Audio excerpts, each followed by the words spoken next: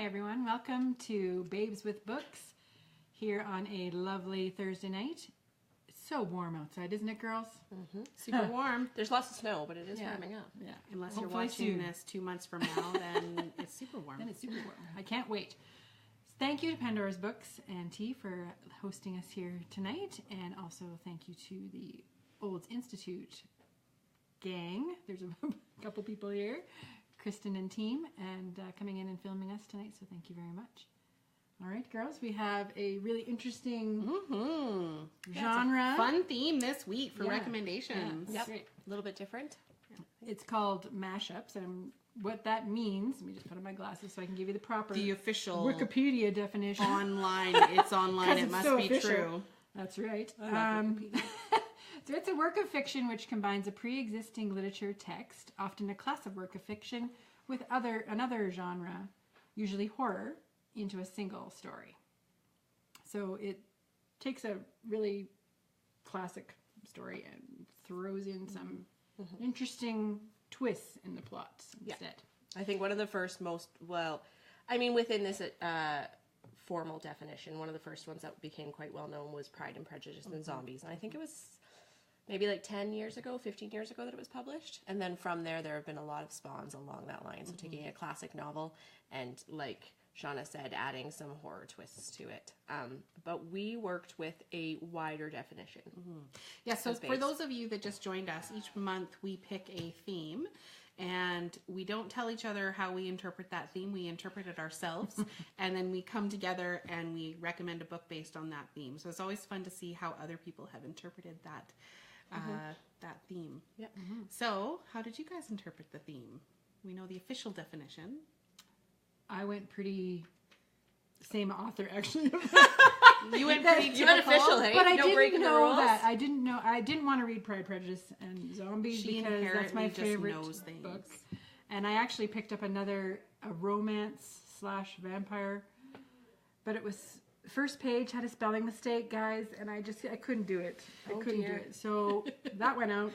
Nice. And I moved on to not Pride and Prejudice. And I Zombies, love that but you discovered it because it's spelling mistake. Abraham. We so do that in my house too. Yeah. I couldn't do it. I know. So I picked instead Abraham Lincoln, Vampire Hunter, which is by the same author that I didn't really notice until recently. So that was my title. And how did you enjoy it?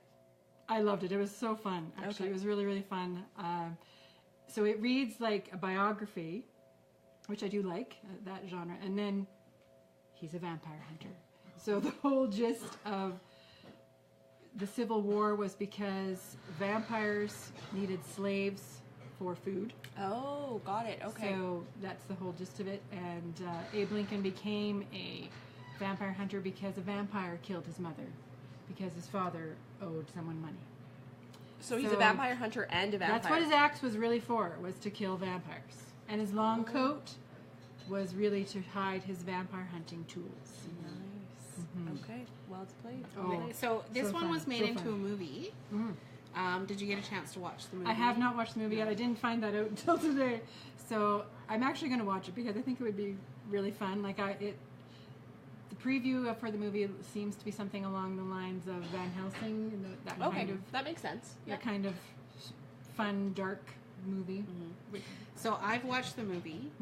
I thought it was decent, but I haven't read the book. So I'm curious. So those of you that are watching us online, just so that you know, we'd love to hear your feedback. So this is one that I would say I'd love to see if anyone out there has watched the movie as well as read the book. I'd love to know how you think they compare. Was the movie changed a lot? Because I think this was one that, because the book was fairly recent, some of those older fictions, they change quite a bit when they go into the visual format, just because writing has changed so much. But because it's a newer book, I'm curious if It's really interesting, similar. actually. Yeah. And this was Seth. Is it Seth Gordon something? Yeah. Or am I making it up? No, I think you're right. Go to your Wikipedia. It should be right there. Seth Graham Smith. Graham Smith. Okay. So I know Pride and Prejudice is super sacrosanct in your world, but because you enjoyed the funness of it and the twist, would you go there? I think I might. Cool. 'Cause Okay. it was I'm fun. interested to hear if you. I don't can mind the horror genre. accept but that. if you No, but I know, like, but taking destroying something. my book. Yeah, so I was wondering if you can appreciate the humor It's that hard they to use. He's a good writer. Well, and it's interesting because sometimes you can take something that you totally love and adore, and you're worried like it's going to ruin it for you, right? It's the books and movies argument. But sometimes it's like because you love and adore that so much, it just makes the mashup that much better. Well, and this brings up, like, the books and movies. Like I said, like, that's a mashup, essentially. Like, you're taking someone's work and turning it into something else. Yeah. And I've really tried to come around to the idea that they're really different art forms. So, again, that could be looked at as a completely new art form with inspiration. And that's kind of where I kind of try to look at as movies, is that they're using this full story as inspiration to tell whatever story they choose to tell. Heard a lot of people, so I'm curious what you two think too, that have decided that if a book or if a movie is made out of a book, and they haven't read the book yet, that they want to watch the movie first and then read the book, because that way it doesn't ruin the movie for them. Because a lot of times you watch a movie of a book you loved, and you're like, but they changed this and they changed that. So this is their way of saying, well, then it won't ruin the movie for me. Even if I try to approach it with, like, the idea that they're separate, I think I prefer that route, because I don't feel you feel the gaps as much, right? In fact, like, the book kind of just fills it in. You're like, oh, that's where that's coming from, or oh, there's a bit more characterization there. But if you do it afterwards, and I just did this with a book that I read, The Mountains Between Us, and then I watched this movie that just came out this year, and I think if I hadn't read the book, I could have just enjoyed this romantic love story of the plane crash and they survive, but it just was missing certain parts that just, I felt, created the story and made it a little bit more real for me, and so that was hard as a mashup. What did you read? I read, well, before I tell you what I read and what I recommend, I brought a stack of some books, if I can reach them. I just kind of threw them in front here.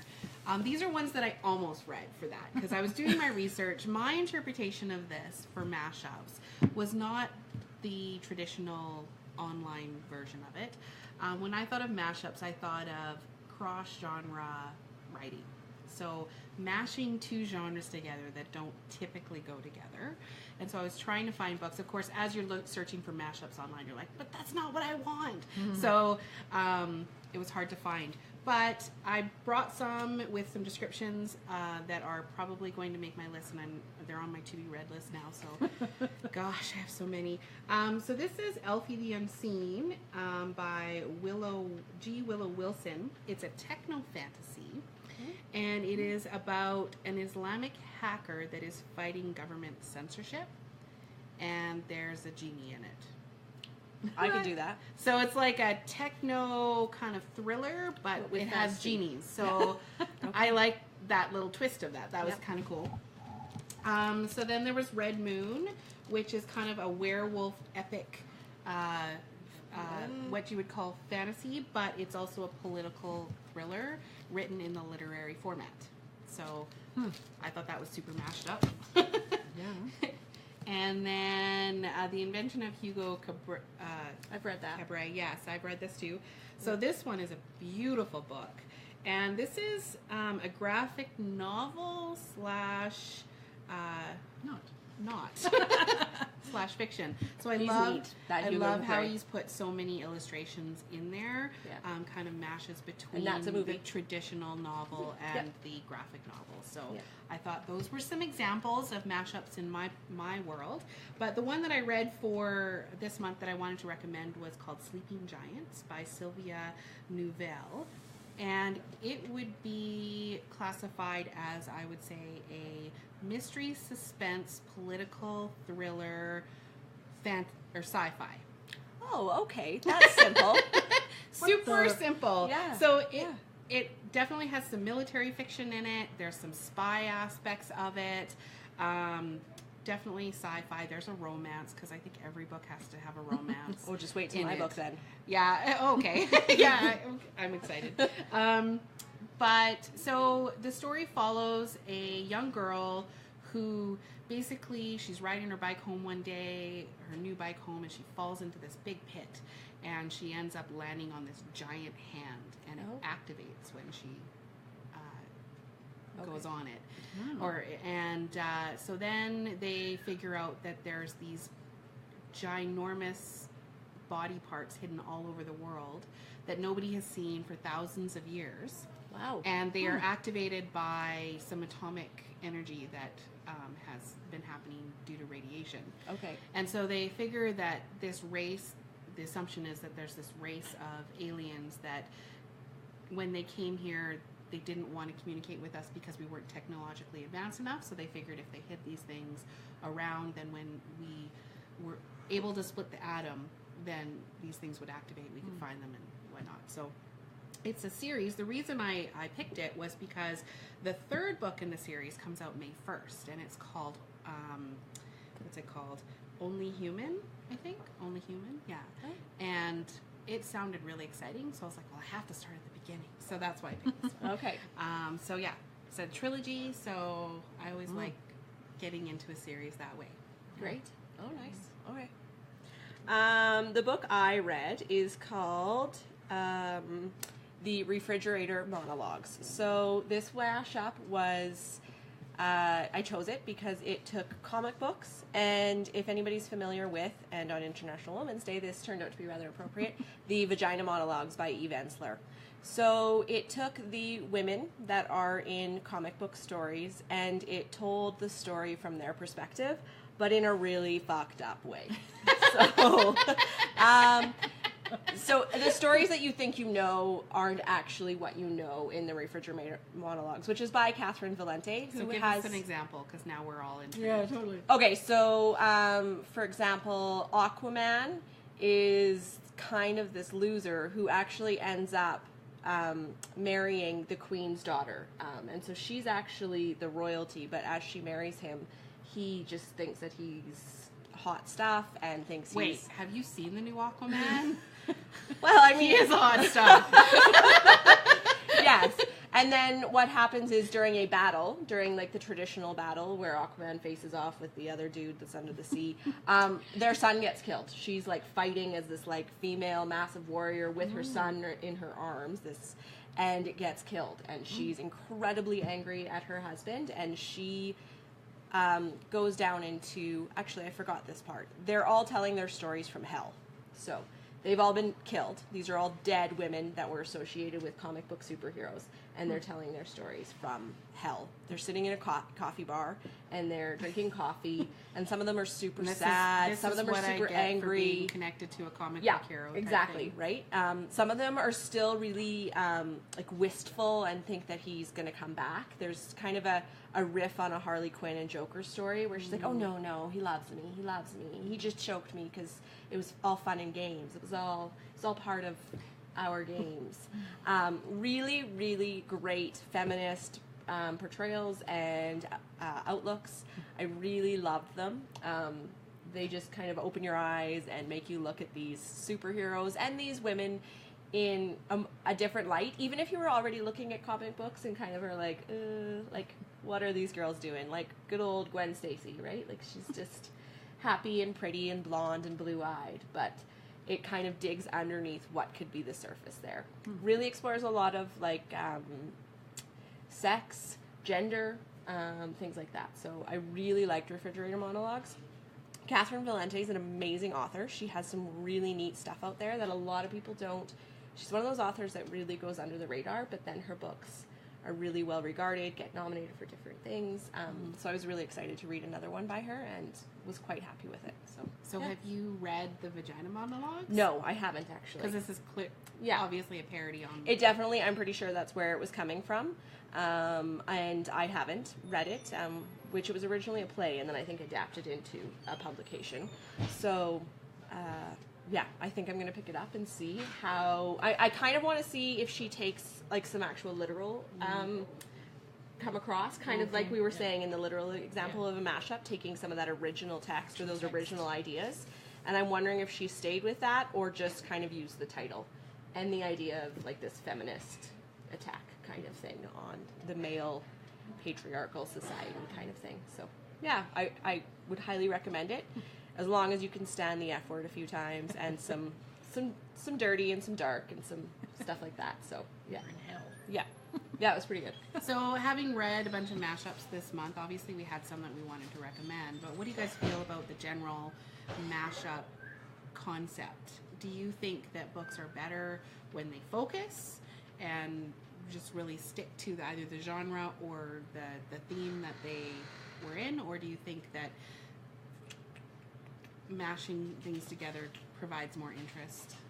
To me, it provides humor, actually, in most cases. There's not a lot that don't come across without some form of, and I don't know if it's just my believability like level or And are you thinking what I'm about looking the for. traditional mashup where like Pride and Prejudice and Zombies? No, like I know that one's meant to be humor, but even this one felt like humor.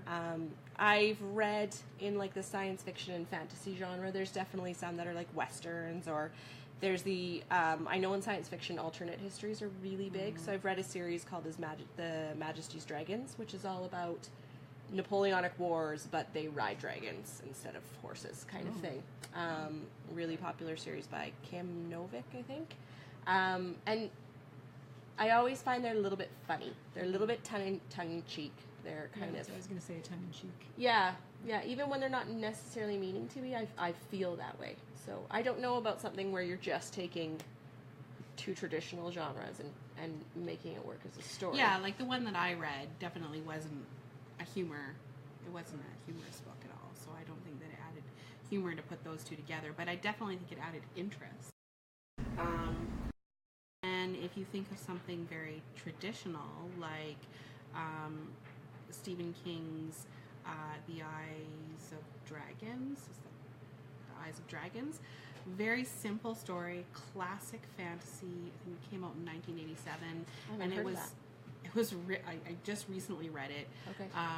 And it was super simple story, and again, classic traditional fantasy, and I really liked that because I was like, I knew what I was getting, and it almost made the writing a little bit more clean. So you mean you read something that wasn't a mashup, and it wasn't really liked yeah, it was that a idea. Typical hero, It was supposed to be. villain, what you would expect happens, but you still really loved the characters, and like Peter was a king, I really wanted to be my king, and Okay. there was no damsel in distress, so that made me happy. International Women's Day, there were so many things about like feminism today and being a powerful woman, and I came across like all these videos on Gamergate and feminism, and oh my goodness, I'm just really full of feminist stuff today.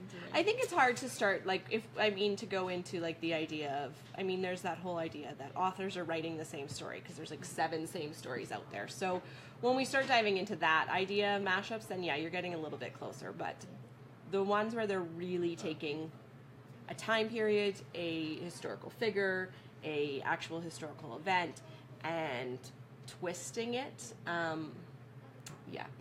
don't mind them, but it's to me, that's definitely humor. Where you're taking two genres and trying to put them together, like Sleeping Giants, where there's a mystery trying to figure out, which is sci-fi. I guess I don't necessarily feel that's mash-up-y enough to fit into the kind of category for me. Lots of I love that none of us did the fairy tale ones because they were That's what huge. mine was going to be. Was it Okay.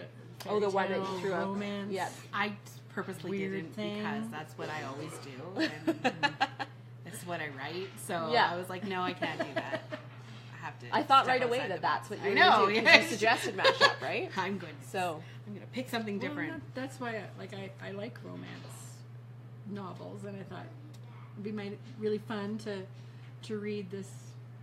there's some goofy- really good ones out there.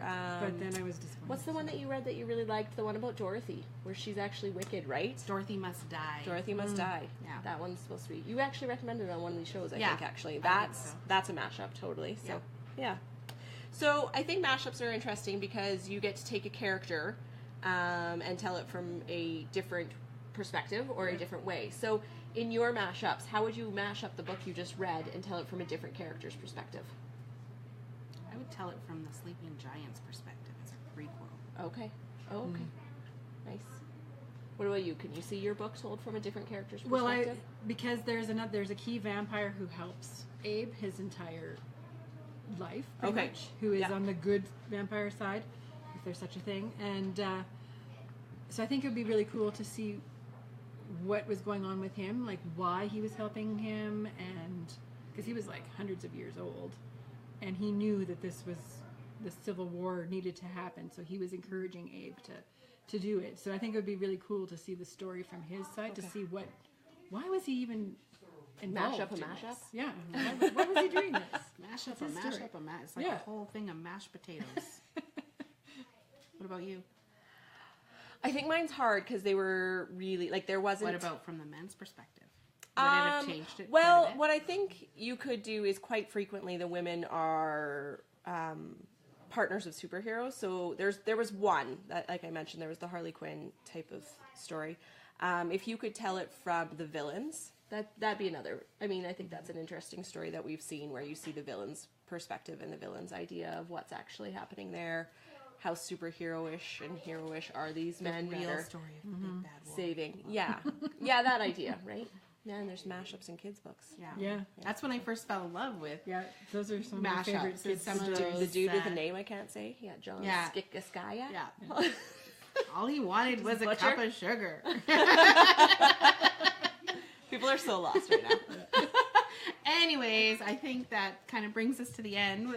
The time goes by so quickly. I know. Mashups So is great. next month we are doing something from we're cleaning out Spring. cleaning our to be read list. I have So- books on my. I use an app that's called, or a website called Goodreads, and I've been putting books on it, and I've been using it since like 2010. I have a book on there that I think I remember putting on like the first day that I signed up, and was like, oh yeah, I totally want to you know read that, what? and I haven't read it. I think I've changed my mind of what I'm going to do too. 'Cause Oh, okay. I have a book that is a sequel to the very first book that I ever read with my tutor when I was learning to Wow. read, and it's been on my to be read list for so long because I just I had found out. Yeah. And I haven't read it yet. I own it. It's upstairs. So spring clean your to be read list next month. Tell us what you go back to, and you've wanted to read for a really long time, and just always keep putting off, either because something else finds your fancy, or you just don't think you have the time. But it's Or a you good forgot thing to about. do. Like Yeah, me. there you Forgot go. it's on there. Scroll So we down. also may not be airing live next month, but we will be airing the same date. So second Thursday of the month. Look for us on the April 7 12th. o'clock on the Facebook page, Pandora's Facebook page. So thank you everybody for joining us this evening. Enjoy some Thank you. mashups. Thank you. See you next Thanks, month. Pandora's. Thanks, Olds Institute. Have a Good good night, night. everyone.